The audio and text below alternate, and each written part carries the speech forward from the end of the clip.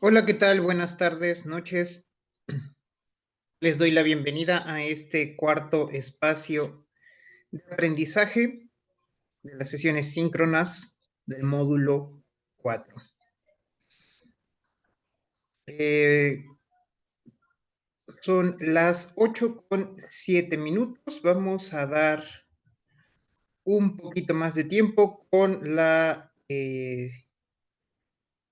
idea de que tal vez alguien pueda conectarse para comenzar la transmisión de manera normal. Mientras tanto, las recomendaciones, si en algún momento se corta la transmisión, esta continuaría de manera inmediata y en caso de que yo sea quien pierda la conexión, por favor, conéctense nuevamente a la espera de indicaciones. Muchas gracias.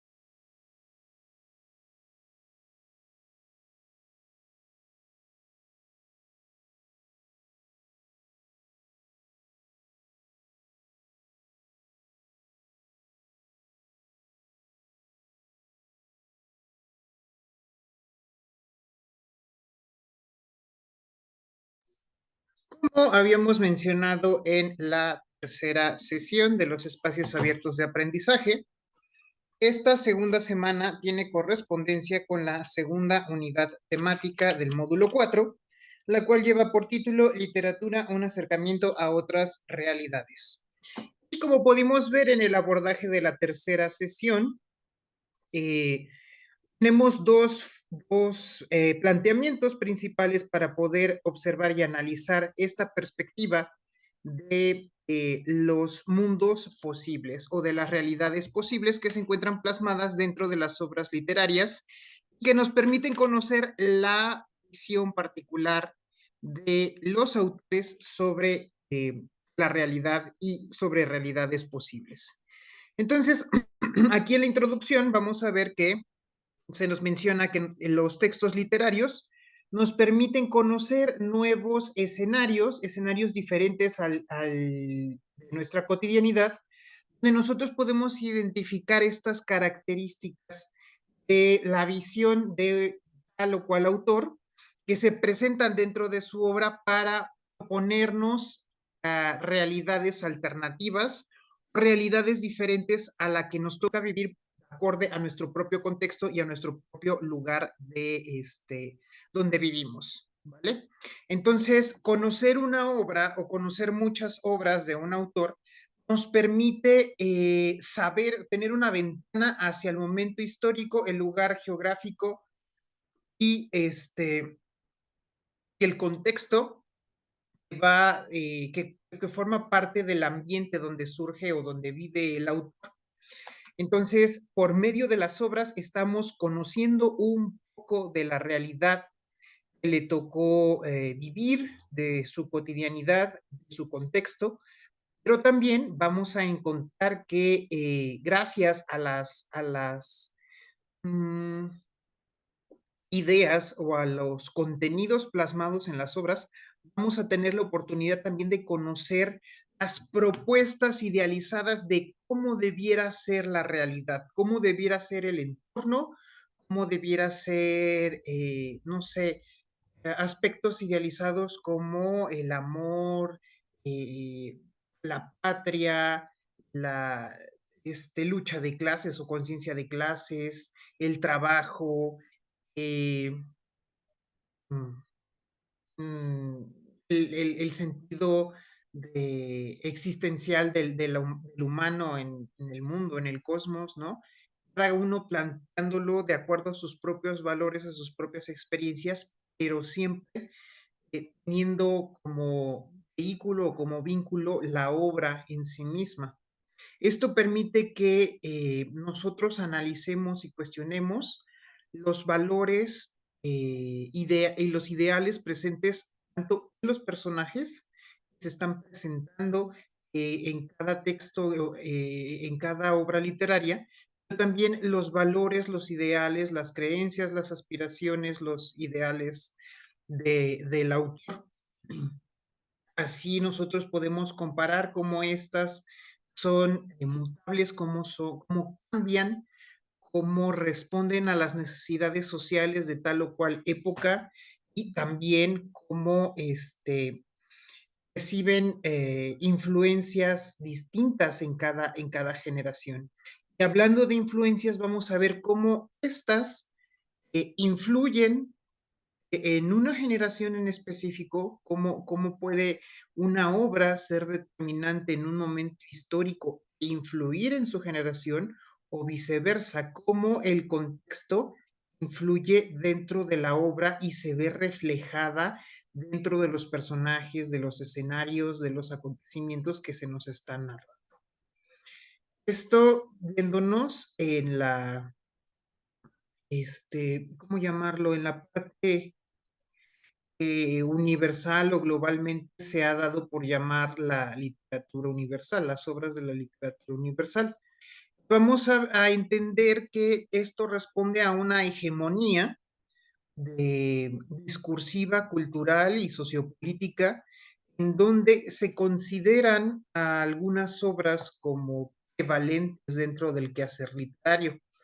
Pero eso no quiere decir que solo dentro de las obras que históricamente se han considerado como representativas de la literatura universal puedan encontrarse estas motivaciones, ideas, aspiraciones y demás, ¿no? No solamente en lo que se ha considerado, se le han atribuido eh, atributos de obra culmen este, o de referente dentro de la literatura de un país, de un continente, de un momento histórico, de una corriente, etcétera, sino que de hecho en todas las obras van a estar presentes estos elementos. Y así como existen elementos afines a la cultura dominante o a la cultura hegemónica, también hay estos elementos presentes en las expresiones culturales marginales y periféricas, es decir, las que quedan al margen de lo que pudiera ser considerado como la literatura universal, quedan, no se contemplan como representativas de una época o de una generación o de un lugar o momento geográfico, de una corriente literaria. Esto no implica que no influyan en los lectores, tampoco implica que no formen parte de la dinámica cultural, social, lingüística del lugar en el que pertenecen. Y sobre ya esta parte es en lo que nos vamos a enfocar para analizar esta segunda parte de la semana 2. Vamos a ver eh, existen versiones peculiares o particulares dentro de grupos culturales dominantes y estos este, influyen también del grupo dominante y comparten la particular visión el grupo minoritario o del grupo marginal para con el resto del colectivo. Y esto lo vamos a ver, o en este caso, en esta semana, nos vamos a enfocar las propuestas de las obras que parten de la cultura popular o que tienen su origen dentro de la cultura popular, la herencia de los pueblos originarios. Eh, si nos ponemos un poco analíticos, vamos a darnos cuenta que los seres humanos analizamos nuestro entorno, nuestro contexto e incluso nuestros propios pensamientos por medio de la construcción social del lenguaje. Entonces, nosotros empleamos nuestro lenguaje como herramienta para nuestros propios procesos cognitivos. Entonces, ¿qué ocurre cuando nos encontramos con grupos lingüísticos minoritarios? ¿Qué ocurre al respecto? ¿No? Vamos a darnos cuenta que un grupo lingüístico o dos grupos lingüísticos tienen diferentes formas de expresar la realidad, el entorno, los pensamientos, o sea, de expresarse, porque hacen uso de las herramientas que su propia lengua les proporciona, ¿no? Y esto vamos a verlo en todas las culturas del mundo, ¿no? Y en todas las familias lingüísticas. Pero aquí, dentro de contextos globales principalmente y particularmente en contextos como el nuestro, que surge una cultura mixta, híbrida, eh, que parte de dos, de una cultura hegemónica que se impone y una serie de culturas subyugadas, periféricas y desplazadas, ¿no? Estas culturas periféricas y desplazadas poseían o poseen su propia cultura, su propia lengua, su propia forma de transmitir los mensajes, pero también su propia forma muy particular de percibir la realidad. Entonces, aquí es en este punto en específico donde vamos a reflexionar para esta segunda etapa de la semana 2. Es esa contribución, el aporte de las lenguas indígenas nos proporciona a lo que conocemos como la cultura mexicana o como la mexicanidad, en todo caso de que pudiera existir algo como tal cual, cómo esto influye en la visión de la cultura dominante, las expresiones eh, sobre la vida, sobre la muerte, sobre el amor, sobre la esperanza, la solidaridad, etcétera, etcétera, ¿no? Cómo esta dinámica de interculturalidad modifica, cambia y transforma los valores, las aspiraciones y la forma de ver la vida de una generación. Obviamente, rescatando e identificando de dónde provienen estas aportaciones. Entonces, bueno, ya habíamos visto en la sesión anterior este organigrama de la semana. Ya les había propuesto que trabajáramos eh, organizándonos en 5 días, los 5 días laborales. Esto nos permitiría organizarnos en la entrega de las actividades para en caso de que tengamos algún tipo de problema o situación particular en la entrega de los trabajos. Mm, aquí, afortunadamente, bueno, no sé si sea afortunadamente, pero practicar así, trabajar así, les va a permitir a ustedes que en caso de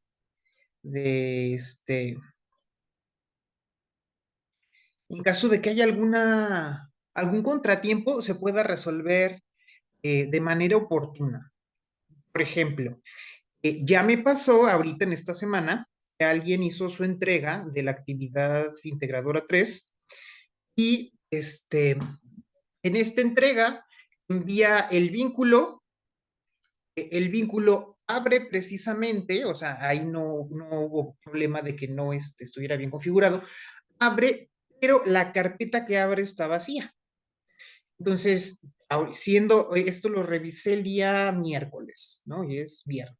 Ajá, miércoles, fue después de la sesión anterior.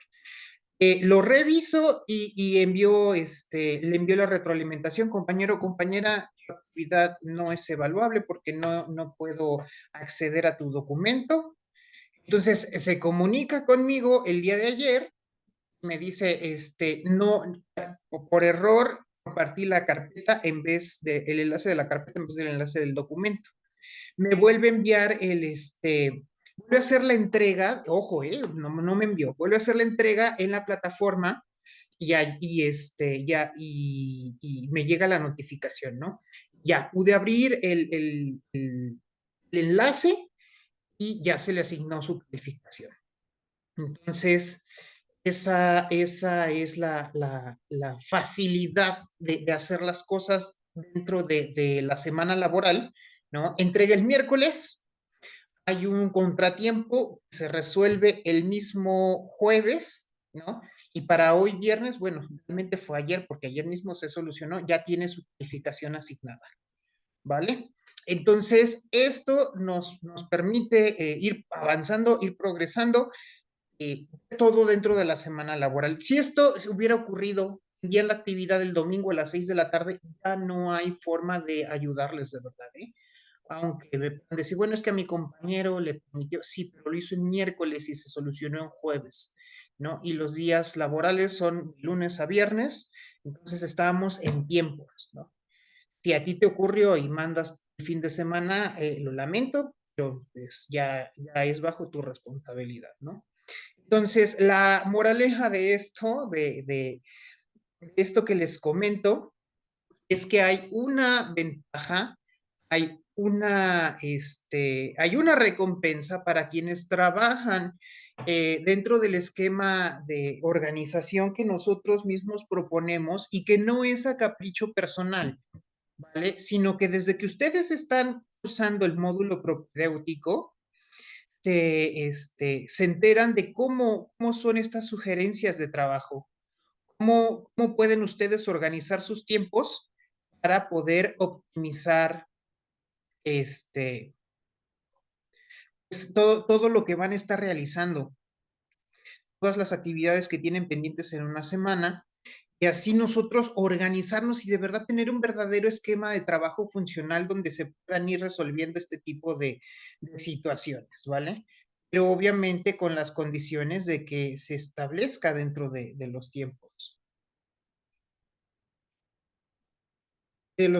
propuestos, ¿no? No todo, no todo sobre los tiempos o ya, ya que se terminaron, ya que se cerraron, ¿no? Sino de hacerlo de manera, pues, puntual y organizada.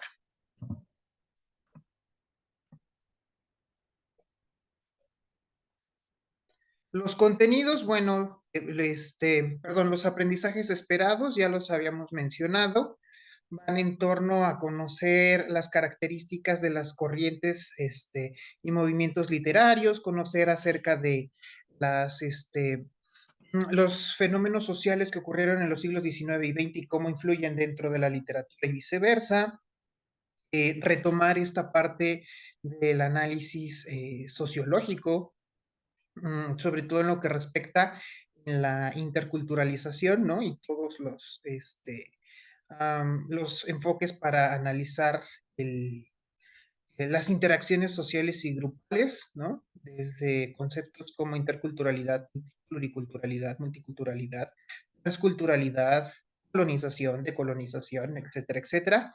Y ahorita ya en esta parte nos enfocamos en estos dos que nos hablan de los aportes lingüísticos de los pueblos originarios en la literatura de la cultura dominante, o mejor dicho, las expresiones culturales dentro de la cultura dominante. Y esto, bueno, también ya lo hemos visto.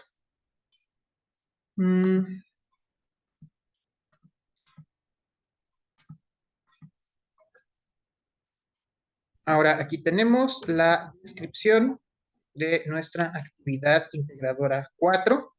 Como ustedes pueden ver, se titula Literatura y Pluriculturalidad. Esta actividad integradora número 4 deben ustedes hacer lectura de el texto Canto de Primavera de Nezahualcóyotl. Van a encontrar el enlace en el documento editable. Ahorita vemos esta parte. Deben de buscar por cuenta propia un texto o fragmento de un texto en lengua indígena. Van a buscar un fragmento en alguna lengua indígena, ojo, de preferencia con su traducción al español, por favor. Y además van a descargar y leer un, un artículo, también se encuentra en el formato editable, lleva por título La importancia de las comunidades indígenas, sus lenguas y sus culturas. Estas son las 3 lecturas que deben ustedes considerar, deben ustedes abordar para desarrollar la actividad integradora número 4. Entonces son las lecturas obligadas para poder desarrollar las respuestas de las actividades que se nos van a presentar. Y aparte de esto, tenemos estos 3 recursos que están dentro de la plataforma, que son características de la sociedad contemporánea, literatura en México y literatura y sociedad, ¿vale? Entonces, la carga de trabajo, como pueden ustedes observar, es mucho menor que en la actividad integradora número 3. Y esto, bueno, me imagino yo que está diseñado de esta forma, porque si bien no es muy complicada la elaboración de la presentación en PowerPoint, sí nos requieren algunos aspectos que nos van a llevar un tiempo considerable.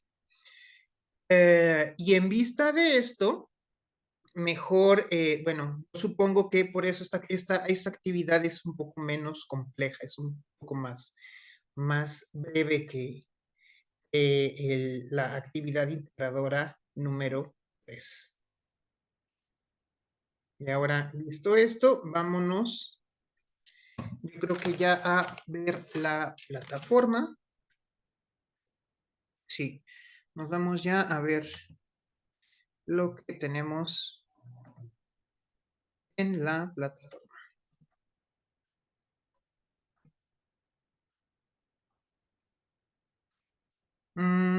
Estos son nuestros materiales de la segunda semana.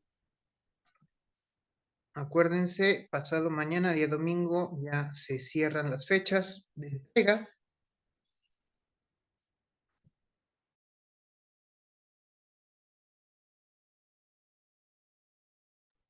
Así que si tenemos pendientes, pues todavía estamos como que en tiempo de, de concluir de manera exitosa.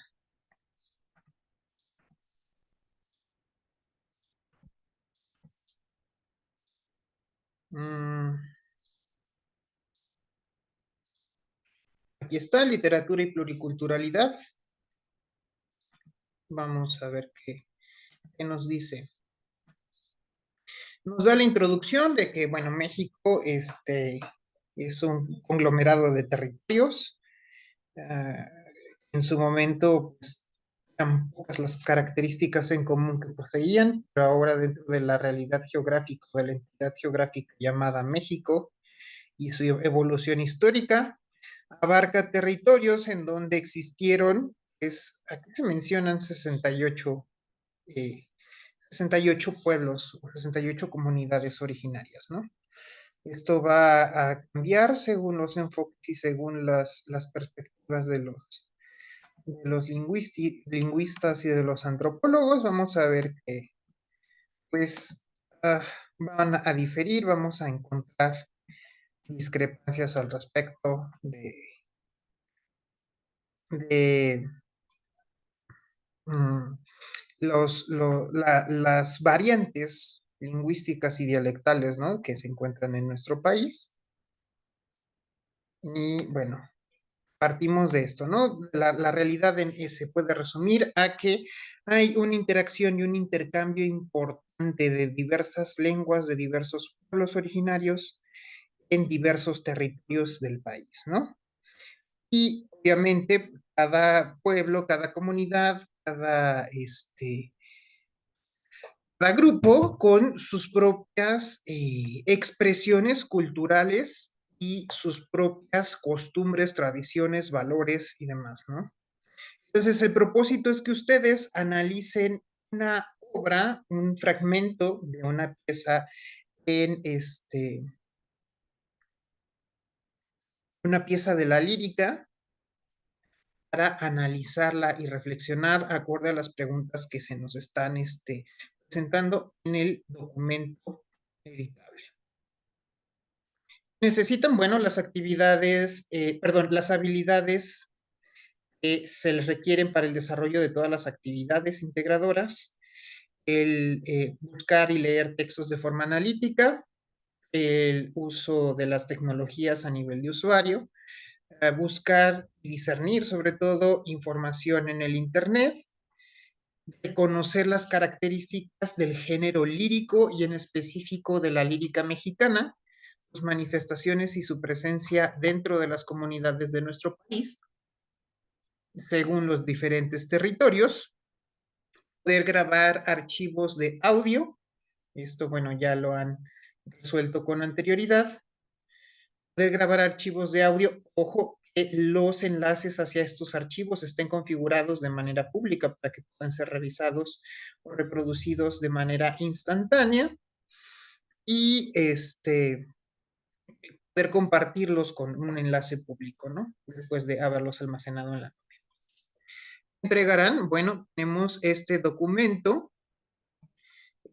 vamos a descargarlo aquí, lleva por título Literatura y Pluriculturalidad, y es este que vamos a descargar de aquí, de este enlace.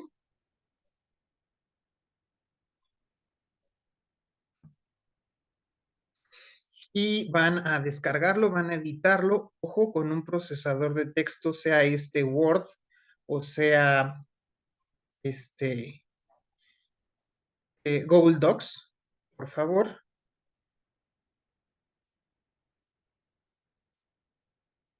para que sea compatible y pueda ser revisado de manera, sí, sí, sin tener ningún inconveniente, ¿no?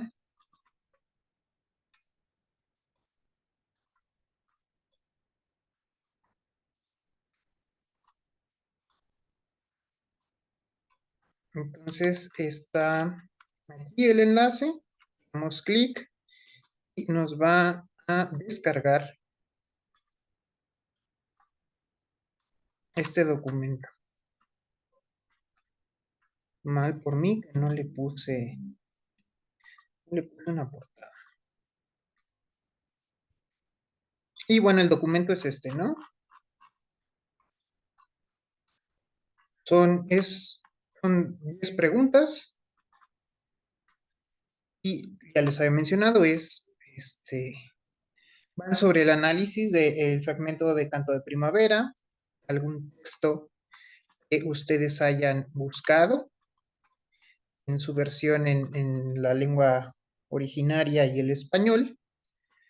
Y también la reflexión sobre el artículo La importancia de las comunidades indígenas,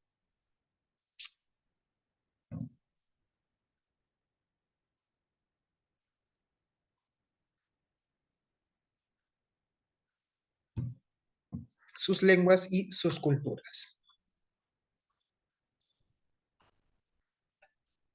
Entonces, este es el documento. Aquí en este enlace vamos mm, a encontrar el poema de Nezahualcóyotl. Permítanme unos segundos para compartirlo, porque no lo puedo ver directamente. A ver, vamos a ver aquí.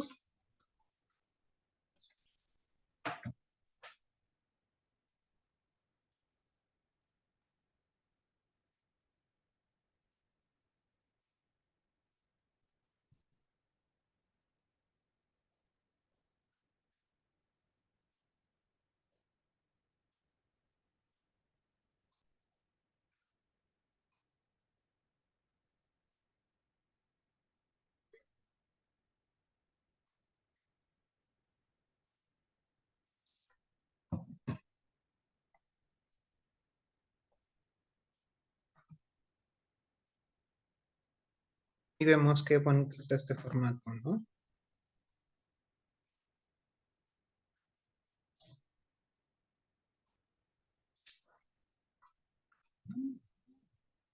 El problema con estas páginas de formato bonito es que son muy pesadas.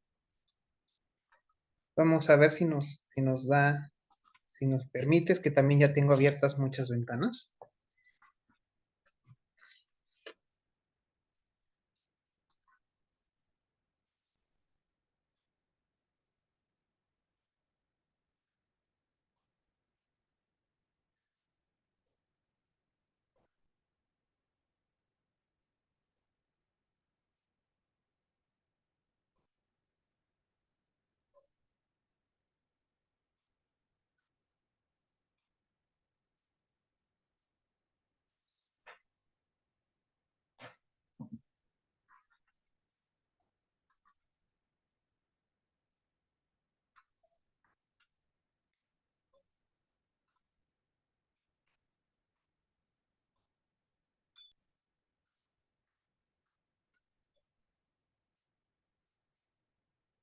Ok, según yo ya debería de estarse reproduciendo, no sé qué está pasando.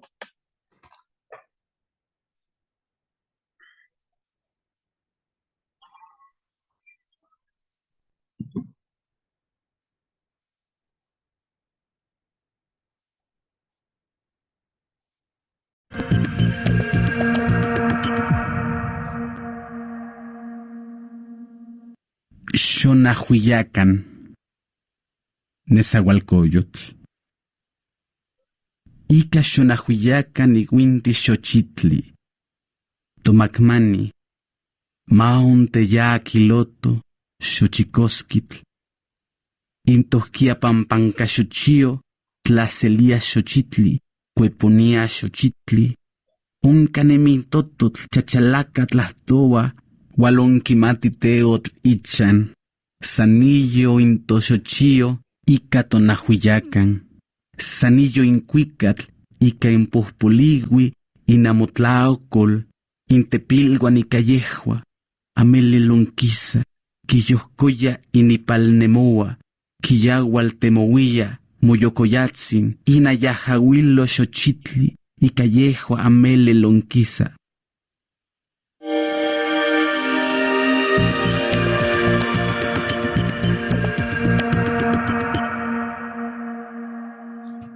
Ok, primera impresión. Alegraos, Nezahualcóyotl. Alegraos con las flores que embriagan, las que están en nuestras manos. Que sean puestos ya los collares de flores, nuestras flores del tiempo de lluvia, fragantes flores, abren ya sus corolas. Por allí anda el ave, parlotea y canta, viene a conocer la casa del Dios. Solo con nuestras flores nos alegramos, solo con nuestros cantos perece vuestra tristeza. Oh señores, con esto vuestro disgusto se disipa. Las inventa el dador de la vida, las ha hecho descender el inventor de sí mismo. Flores placenteras, con esto vuestro disgusto se disipa.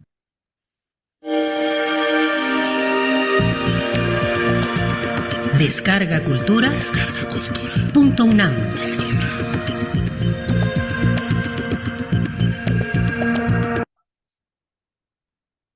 Pues no sé, muy interesante, ¿no? Bien interesante. Aquí, lo único, me hubiera gustado el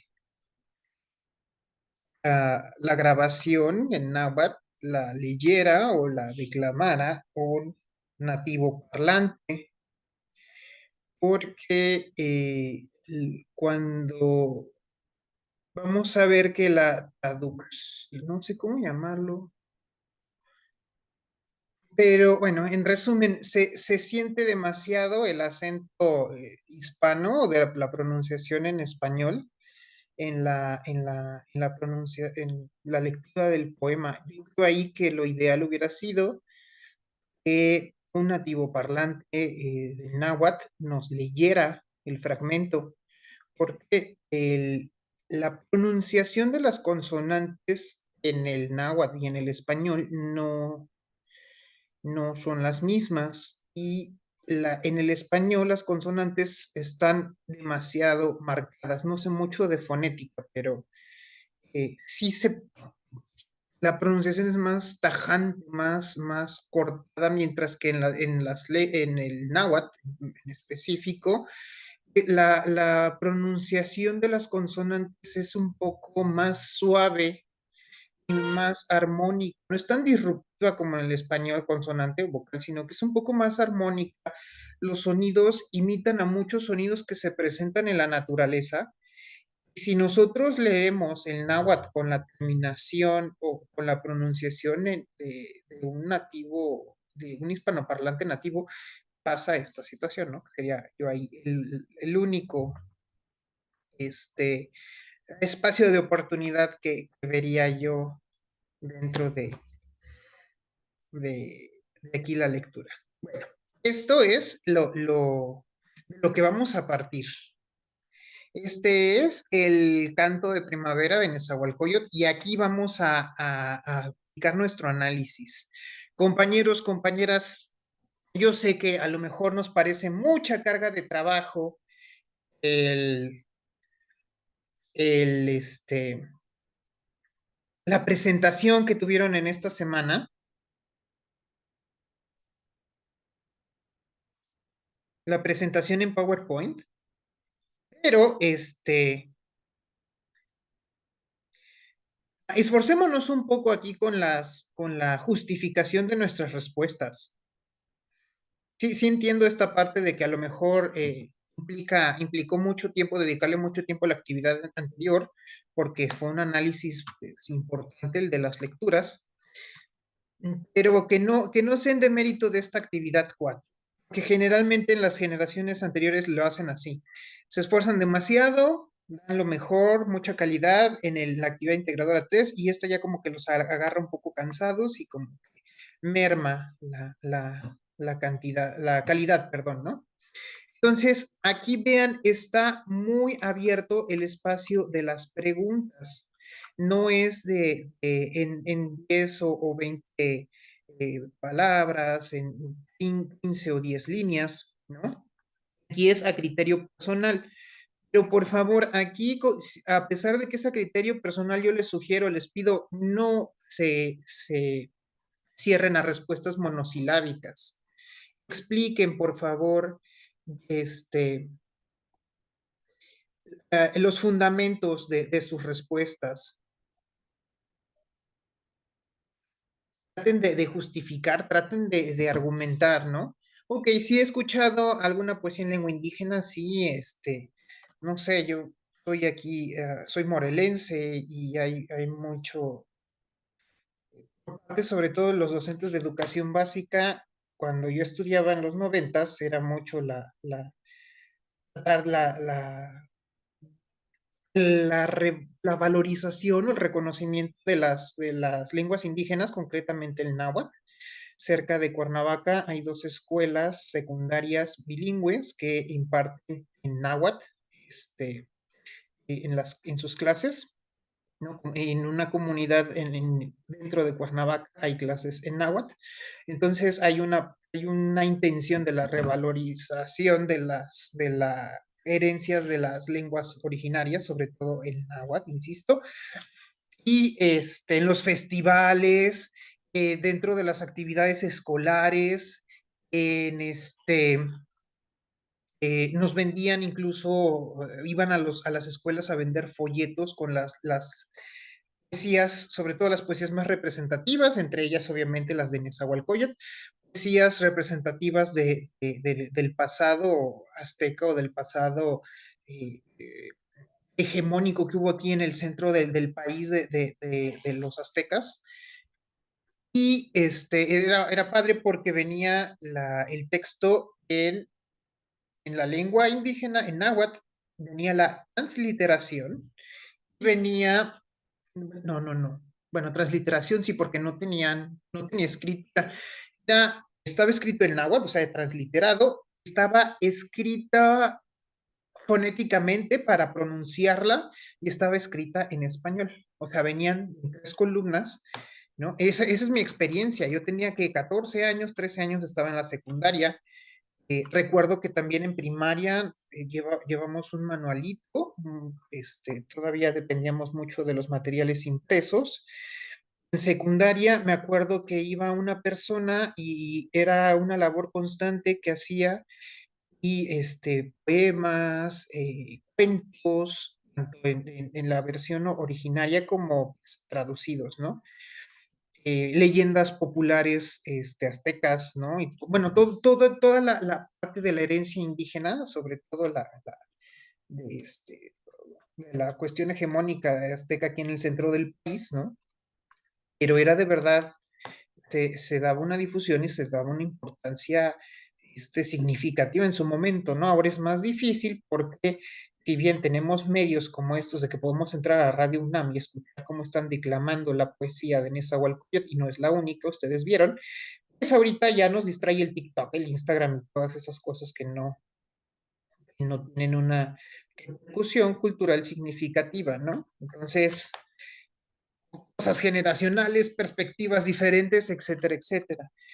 Pero si ven ustedes, yo aquí estoy tratando de transmitir esta parte de lo que a mí me tocó hace que 20 años, ahora, cómo se vive actualmente, ¿no? En las escuelas del país o en las diferentes regiones del país. Entonces aquí yo diría, bueno, sí he leído, mi experiencia fue tal que llevábamos un manual en náhuatl, en su pronunciación fonética, en español, bla, bla, bla, ¿no? Y aquí puedo yo extenderme y verdaderamente compartir y darle un significado real a esta actividad. En lo que respecta al inciso B, vamos a ver que la próxima semana vamos a hablar de algo llamado la experiencia estética. ¿Qué sensaciones, sentimientos, emociones, valores, evocaciones me produce la experiencia del poema? ¿No? A mí lo primero que me saltó, yo me sentí súper ofendido, ¿no? Ya puedo decirlo abiertamente, me sentí ofendido, atacado, porque estoy dándome cuenta que la pronunciación es en español, no es en náhuatl. Si un nahuatlaca nativo lo hubiera leído, lo hubiera declamado, según yo, ¿no? Según mi experiencia personal, porque esto es apreciativo, según yo, la experiencia sería más cercana, se apreciaría mejor porque se le da el énfasis y la pronunciación, la intencionalidad que también va de la par de la sonorización, de la vocalización de la palabra, ¿no? Nos estamos perdiendo esta parte. La experiencia tal vez hubiera estado completa, insisto, si una náhuatl parlante lo hubiera leído, le hubiera dado lectura. Entonces, esa es la impresión, ¿no? ¿Qué sentiste? Pues yo me indigné, yo me ofendí. ¿Por qué? Porque así no se pronuncia.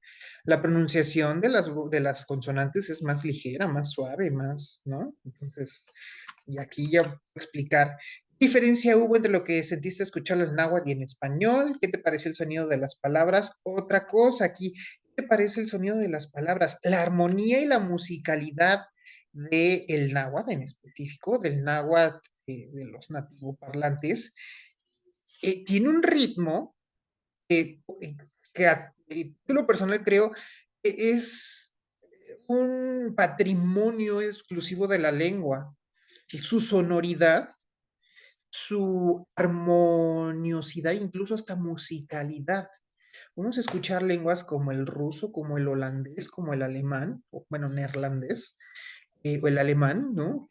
Una vez escuché en una película que decían que era más una enfermedad de garganta que una pronunciación, ¿no? Por lo agresivas y graves y toscas que se escucha la fonética.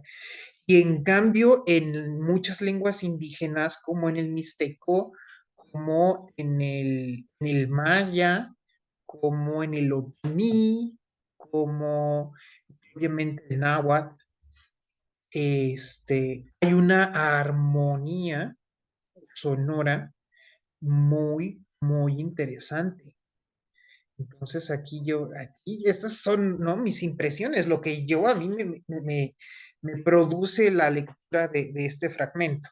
Y bien, esto nada más estoy hablando del punto número 1 y lo comento de esta forma de verdad porque luego se quedan bien escuetos, bien superficiales en el análisis de las respuestas. Entonces, por favor, no se me cierren a respuestas de sí, no, muy bien, muy bonito, si me gustó, no me gustó. No, expresémonos, de eso se trata. Muchas veces nos llevamos los que nos dedicamos a enseñar literatura, a toda la vida de explicarle al alumno la importancia o la practicidad de leer o de estudiar literatura, ¿no? Como es algo con fines estéticos y la estética ahorita está en uno de sus peores rachas, este, pues es esa apreciación subjetiva como para qué, ¿no? Ok, si no les interesa la apreciación subjetiva, bueno, vayámonos por la parte práctica. Necesitas desarrollar tus habilidades comunicativas, necesitas expresarte. Y si no puedes expresar lo que estás pensando, pues entonces ahí hay una deficiencia muy grande, ¿vale? Sea cual sea de los dos enfoques que prefieran verlo, ¿no? Desde el punto de vista de la experiencia estética, propiamente, como alguien que tiene la sensibilidad y las capacidades psicológicas, motrices, cognitivas, conductuales y psicológicas para analizar una emoción que procede de una obra de arte que ha atravesado una brecha, tiempo, espacio, cultura, geografía, etcétera, etcétera, para llegar a un receptor y producir una experiencia sensomotriz, um, emocional, psicológica, o si no logro yo comprender y alcanzar este punto, bueno, lo veo desde la parte comunicativa, ¿no? ¿Qué es aquello que me representa esta actividad? ¿Por qué? ¿No? Parafraseando entonces lo que ustedes han visto y analizado en los recursos de esta semana, para que no se queden tampoco escuetos bueno, si no analizo la parte estética, bueno, ya no lo hago nada, no se trata de eso. Se trata de, ya sea de un enfoque u otro, pero desarrollar una respuesta significativa.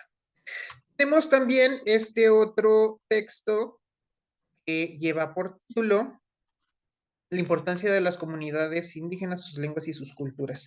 Yo sugeriría que ándale, el que estoy comprando. Yo sugeriría que además de buscarlo aquí, de buscar darle, abrir el documento aquí en Drive, lo busquen de manera externa para que conozcan la fuente, de dónde se descargó este artículo. Porque si ustedes ven aquí, es solamente el PDF con el texto, o sea, no viene la fuente. Y para saber de dónde proviene, es mejor lo busco. Lleva por título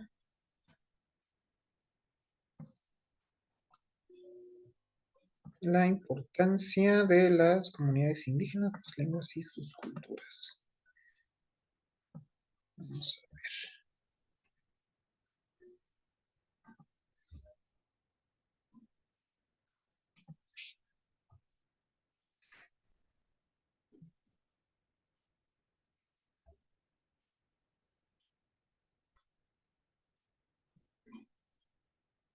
Aquí está. Ya vieron las fuentes de la UNESCO. No, no es cierto, no es este. Es este.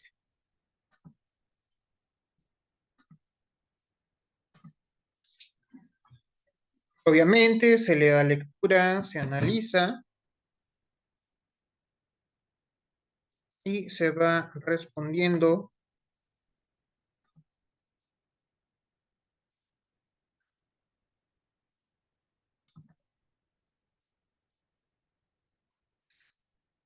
a partir de la pregunta 6.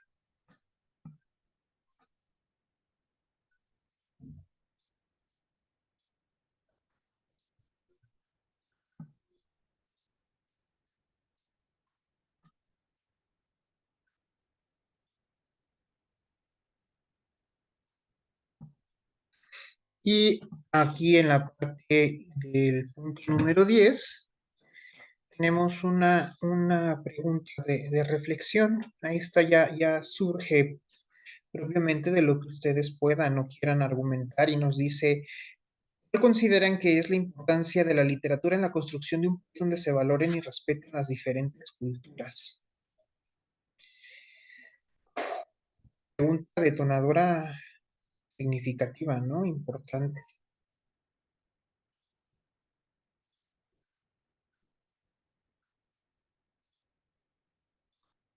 Aquí, pues obviamente, apela a la reflexión de todas, en un territorio significativo con 120 y tantos millones de habitantes, tras 3 siglos de colonialismo, 2 de independencia, fenómenos culturales, sociales y políticos cada década, ¿no? Cómo, partiendo de esta historia,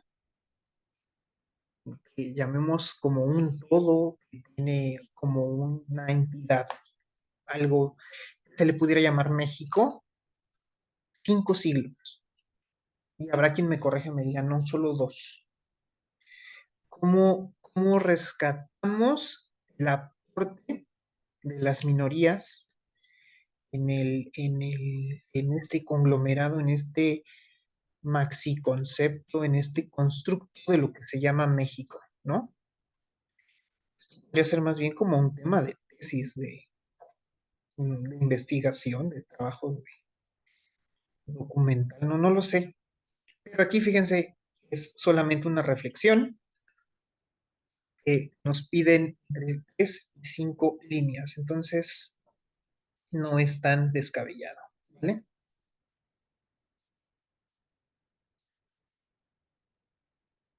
Y bueno, con lo que quería abordar dentro de esta actividad, aquí se culmina, se termina, pero no voy a perder la oportunidad de, en estos últimos minutos, revisar nuestra rúbrica de evaluación. ¿Por qué es importante tener en consideración siempre la rúbrica? Es por la sencilla razón que la rúbrica es la lista de cotejo o es la herramienta que me va a decir a mí cómo se va a evaluar esta actividad. Y por mí me refiero, estoy hablando en tercera persona, o sea, me refiero a ustedes. A ustedes, alumnos, les va a indicar cómo se va a evaluar su entrega de esta actividad. Y para que ustedes puedan tener una idea, un acercamiento de lo que pueden aspirar a sacar, pues es importante que revisemos, veamos qué se nos va a evaluar, ¿no? Y vean que es bastante precisa la rúbrica, bastante también concreta. Nos va a decir en cada elemento que se presenta, qué tan acertada o qué tan puntual es la calidad del abordaje que van a hacer, ¿no? Si responden bien las preguntas, si fundamentan, están comprendiendo lo que se les está preguntando, si por el contrario no se alcanza a comprender o redactan algo completamente ajeno a lo que se les está preguntando. En fin, aquí ustedes van a ver, a cotejar qué tan bien lo hicieron al desarrollar sus respuestas, ¿no? Pueden ver, bueno, mi respuesta podría ubicarse aquí en este espacio de apoyo. Por el contrario, no, mi respuesta sigue los suficientes criterios como para encontrarse en el nivel de capacitado, ¿no?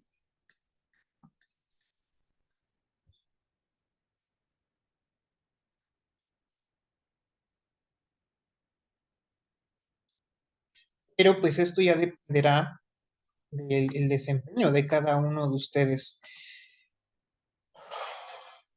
Y también es importante que ustedes lean la rúbrica, también para que no se lleven sorpresas y estén conscientes de qué es lo que se está evaluando.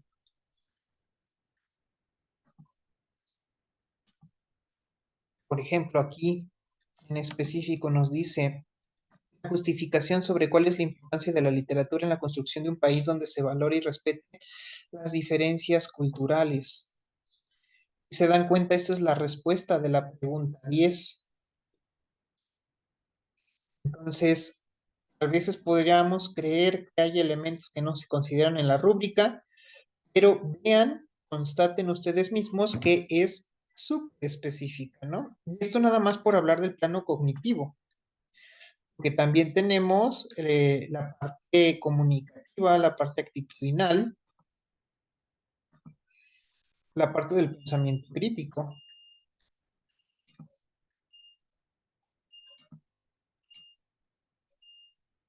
Aquí en actitudinal lo que se evalúa es el seguimiento de las indicaciones. Están cumpliendo lo que les indica la descripción de la actividad, lo que viene en el formato editable, en el PDF.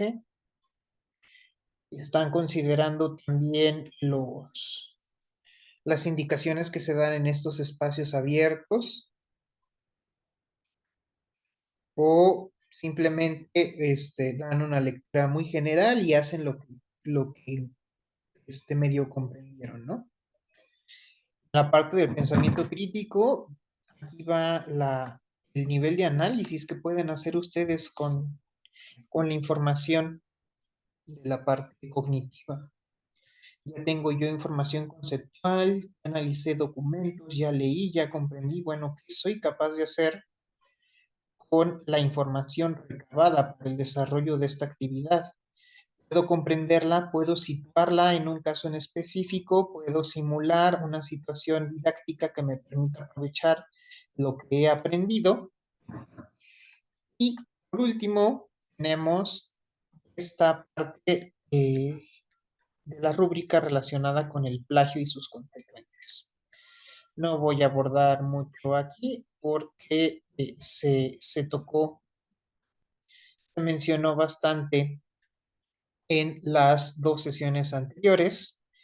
Si tienen todavía alguna duda, sugiero ver las grabaciones de la sesión 2 y 3, ¿vale? Pero va sobre todo en el hecho de prevenir el plagio, en primer lugar, y en segundo lugar, desarrollar en ustedes el hábito de incluir un listado de fuentes en todas y en cada una de sus actividades. ¿Qué tipo de fuentes? Bueno, todas aquellas que ustedes hayan consultado en el desarrollo de su actividad. ¿Cómo lo voy a hacer? Bueno, gracias a este manual, llamado Manual de Citas y Referencias de la Prepa en línea CEP, estilo APA, el cual encuentran aquí en esta caja de herramientas.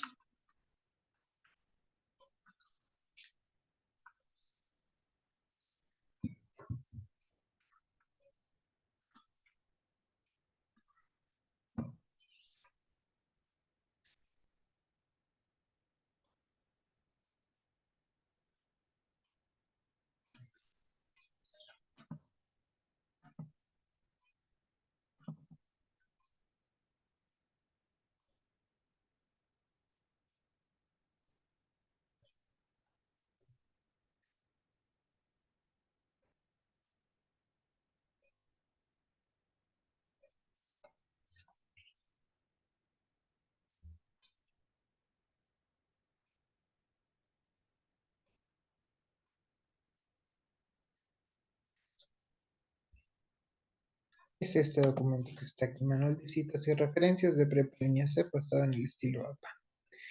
¿Cómo se hace? Bueno, ahí a partir de la página 27 nos va indicando cómo se desarrolla nuestro listado de referencias.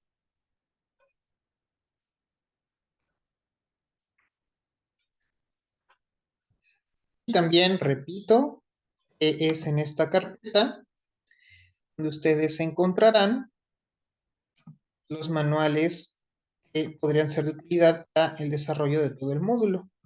Manual de ortografía, de gramática, de redacción.